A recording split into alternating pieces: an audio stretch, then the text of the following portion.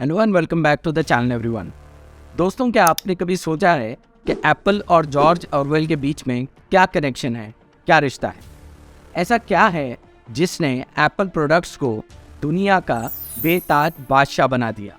क्या ये एप्पल की बेहतर टेक्नोलॉजी है या और कोई चीज़ जो टेक से भी ज़्यादा हमारी लाइफ्स में इम्पॉर्टेंट है? जॉर्ज ऑरवेल अपनी डिस्टोपियन नॉवल 1984 के लिए जाने जाते हैं।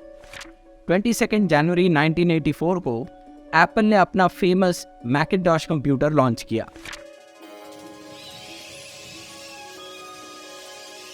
इसके लॉन्च का कमर्शियल भी बहुत फेमस हुआ। इस कमर्शियल में ऑरवेलियन सीन बताया गया है। एक टोटलिटेरियन रेजिम है जो सारी पॉपुलेशन को कंट्रोल करना चाहती है। एप्पल के इस एड में प्रॉमिस किया जा रहा है कि 1984 won't be like 1984. And you'll see why 1984 won't be like 1984. लेकिन ये महज एडवर्टाइजमेंट नहीं थी, यानी सिर्फ प्रोडक्ट के फीचर्स और बेनिफिट्स नहीं, but it was actually a manifesto. ये वो स्टेटमेंट है जिसके लिए एप्पल खड़ा होता है। An individual rebelling against the status quo, igniting a revolution and a change. Apple की हर चीज़, चाहे वो उसके एड्स हो, कम्युनिकेशन हो, प्रोडक्ट्स हो, पार्टनरशिप हो, पैकेजिंग हो, उसके स्टोर डिज़ाइन हो, सब कुछ एक ही स्टोरी बयान करता है, actively challenging status quo.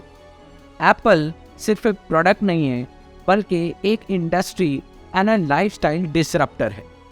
Empowering the individual, ये उसका मेन थीम है। इसीलिए ये कोई आश्चर्य की बात नहीं है दोस्तों कि हर एड में इंडिविजुअल्स दिखाए जाते हैं who are enjoying the Apple products। उनकी टैगलाइन है थिंक डिफरेंट, और यही कैंपेन इसी इंडिविजुअलिटी को एक्सप्रेस करता है। अब आइए इसके ऑरवेलियन कनेक्शन पर। हम में से हर कोई टोटलिटेरियन इस वर्ड को जानता है।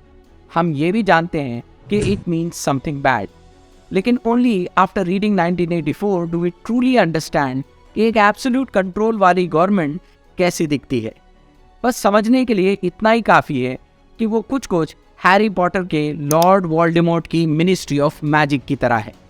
इसी तरह ऑरवेल की 1984 नॉवल में भी एक मिनिस्ट्री है। उस मिनिस्ट्री का नाम है मिनिस्ट्री ऑफ ट्रूथ, जिसका हेडक्वार्टर लंदन में है। नॉवल का मेन किरदार विंस्टन स्मिथ इसी में काम करता है। इसका जॉब क्या है? आयरॉनिकली इसका जॉब ये है कि हिस्टोरिकल रिकॉर्ड्स को फॉल्सिफाई किया जाए, हिस्टोरिकल रिकॉर्ड्स को बदलना। The goal is to erase everything that contradicts the government, the political power, and makes it look bad. ये political power या governing political power को the party कहा जाता है। विंस्टन का एक और दोस्त है जो पार्टी के latest edition dictionary new speak में काम करता है।